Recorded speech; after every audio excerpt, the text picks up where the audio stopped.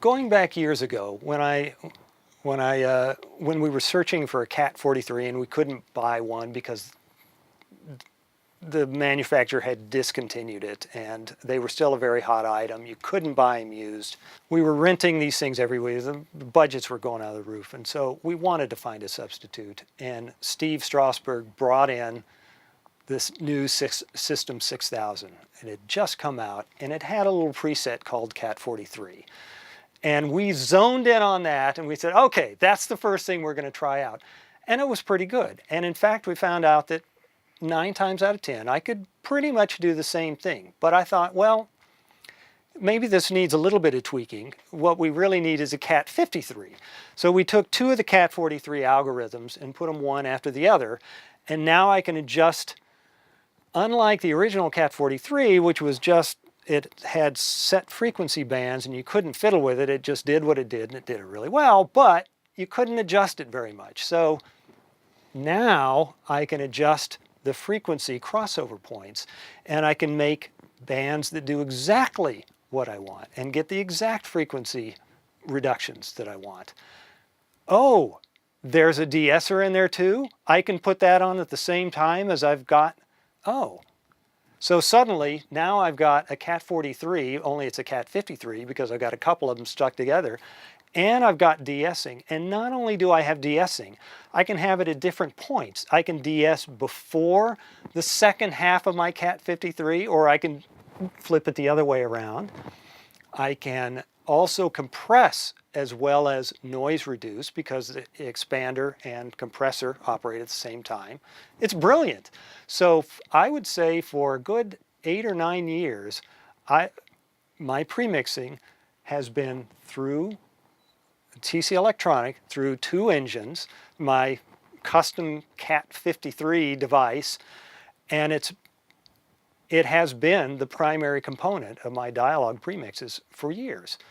And it happened, the other 2 engines during premixes, I could preset one for a small room and always have it there. If I need to match in some ADR or something, I've got that room and I can twiddle the algorithm very quickly because it's just a button press away. And then I've got yet another engine that I can use for outdoor slat back echoes or large cathedral echoes or whatever. It's something that I can set up, call up a preset that sounds pretty good, and maybe if I need to tweak it, I can tweak it. But I've got all these things in one remote sitting a foot away from me, and it's so much power. Very much of a film background.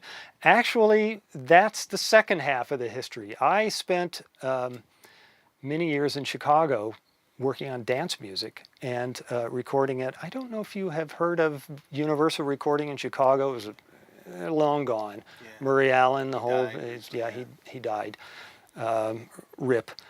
But I have a very strong music background, and I came to New York with a girlfriend who wanted to be a singer, and I was going to be a producer. And we struggled at that for years, and all of a sudden I found, post-production found me. I loved playing with dog barks and bird tweets and dialogue problems and music problems, music editing problems, all the things that we do in post-production. Suddenly I found home. So I've got the film orientation now, but it came out of the music background, and I've sort of had the benefit of a long career that's allowed me to take all of these skills and sort of combine them and mix and match the parts and do what I think is pretty good work. We've been doing, the last couple of years, it's been a lot of documentary stuff. New York seems to do documentary pretty well, and we've been working for PBS, Public Broadcasting System, National Geographic, the History Channel, Discovery Channel. Yeah, there's been some documentary stuff, and it's made a new set of challenges for me. It's a different style of mixing, one that's less about the sound effects, more about the music, and very much more about dealing with dialogue problems.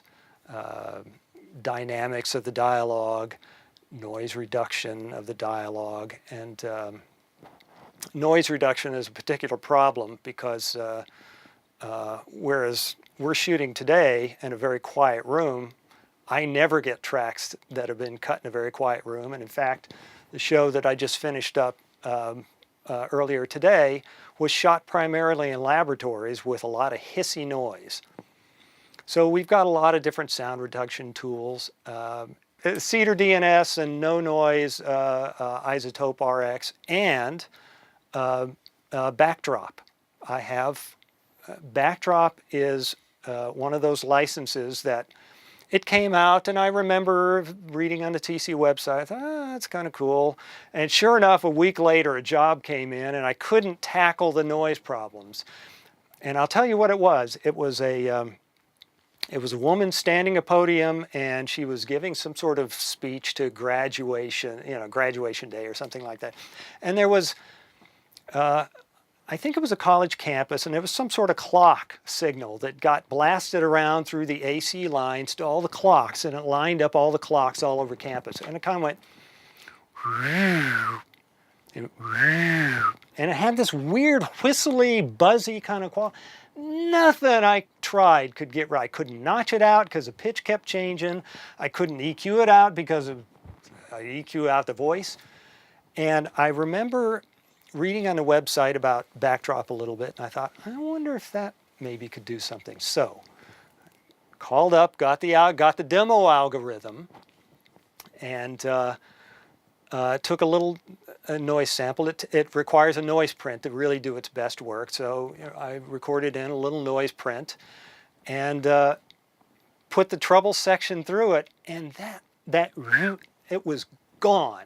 I don't know how the thing tracked that change of pitch, but it was really an amazing epiphanal experience to see that noise go away. So while that has become one of my tools, it's not the only tool, but my goodness, when I have a hard, the last time I used it, this was the show before this one, somebody came in with some sort of government interview that was a press conference, and it had to be used. It was the only footage that was available, and it was apparently shot on film direct to optical.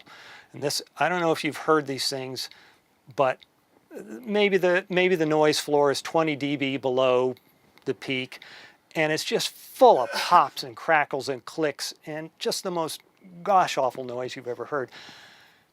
And a lot of noise reduction can't tackle that. Those pops get in the way. In fact, nothing tackled it. And I remembered the woman at the podium, and I thought, I wonder if that's something that Backdrop can do. So I sampled in this horrible crackly noise and put it, and you know what? It was gone. It was gone with the proper amount of processing, and it's always a balance between artifacts and the noise and what kind of frequencies are left. But finding the right balance it's surprising. And the client, I don't know whether to feel good or bad about it, because the clients walk in and they hear this pristine and they go, hey, that sounds pretty good. And we move on to the next subject. So one part of me knows that that's the way we want it to be. When the clients, hey, just take it for granted. Yeah, it's cool. All that optical noise, that's all gone. Well, of course we can do that these days. But you and I know how hard that is. And to have Backdrop as one of the arsenal of tools, I wouldn't do it any other way. And I've got to tell you that Backdrop, I have rented it from TC so many times that I'm now a proud owner of Backdrop. I didn't have to buy it. I just had to rent it 10 or 15 times or however many times. They applied those rentals to my ownership, and now I'm the proud owner of Backdrop.